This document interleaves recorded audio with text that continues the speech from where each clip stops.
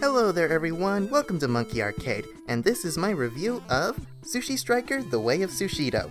Sushi Striker is a new game from Nintendo that came out on the 3DS and Switch in June of this year. I played the demo of the Switch version and became mildly interested in it, so not long after, I decided to pick up the full game to see what it all had to offer. Let's get to it. Sushi Striker, The Way of Sushido!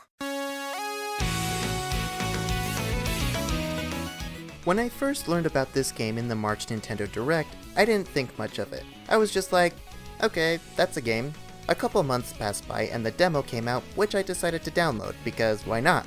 Now, when I said that I became mildly interested in this game after playing the demo, that was a lie. I really like this game. It just makes me happy. It's so cute and silly that the demo had me smiling the whole time. You play as an orphan child named Musashi, who you can either play as a boy or a girl. I played as a girl because she was just too cute to resist. And you live in a land where sushi is forbidden due to a war that happened between the Republic, who wanted to share the world's sushi with everyone, and the Empire, who wanted to hoard all the sushi for itself. This war was called the Sushi Struggles, and Musashi was unfortunate to have lost her parents to the war. With sushi being a literal crime to eat, she, along with the other orphans, find very little to eat, until one day she meets a young man named Franklin, who invites her to eat some sushi for the first time. Though hesitant at first, Musashi tries it and immediately falls in love with sushi. Some other stuff happens and Franklin ends up getting captured and taken by the Empire, so Musashi embarks on an adventure to rescue him as well as liberate sushi from the Empire. In doing so, she becomes a Sushi Striker, one who engages in sushi battles. I was rather surprised by how much I liked the gameplay. You fight against NPCs in sushi battles by eating sushi from moving conveyor belt. The objective is to link as many plates of the same color to make a stack of, which you use to throw at and deal damage on opponents. And the bigger stack of plates you make, the more powerful your attacks are. It might not seem like it at first glance, but it turns into a puzzle game, figuring out which plate color you should try linking together to make the biggest stack possible.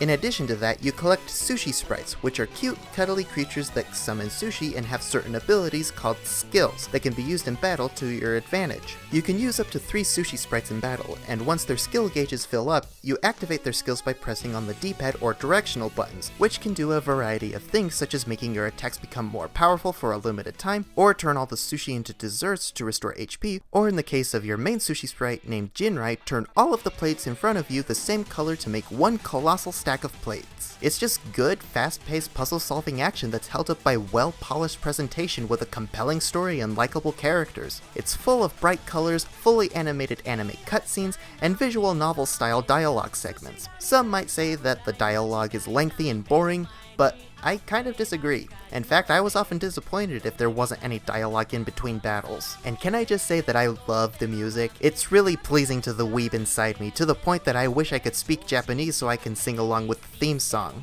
However, Sushi Striker does have a few drawbacks. There's a small variety of control options, which is good, but I sometimes found myself having difficulty trying to decide which to use. There's button controls, which has you hold down A to select a plate to start linking and moving the L stick to link plates together. You push the X button to throw plate stacks and use the directional buttons on the left Joy-Con to activate Sushi Sprite skills, as I mentioned earlier. And then there's touch controls, which has you use your finger to slide across the screen and link plates. You can also slide your finger up on the plate stacks to throw an attack, and you tap the Sushi Sprites on the left side of the screen to activate their skills. Using touch controls can be a little more helpful if you're trying to be more accurate and precise, especially if your conveyor belts are moving at high speed.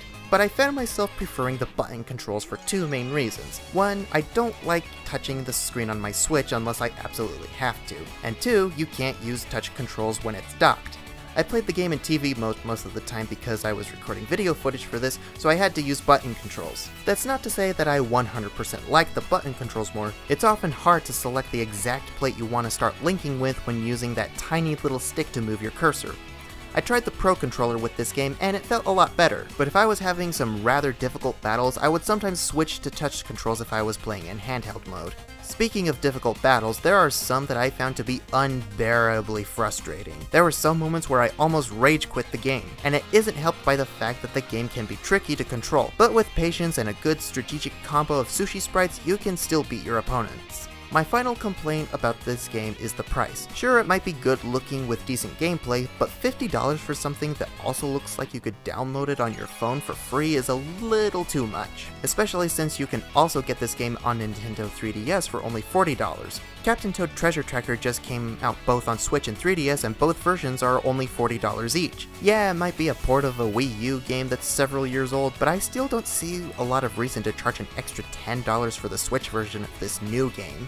All of that aside, Sushi Striker The Way of Sushido was definitely a pleasant surprise and is currently one of my new favorite Switch games. It may not be for everyone, but I am more than happy to rate this game 6 stars out of 7.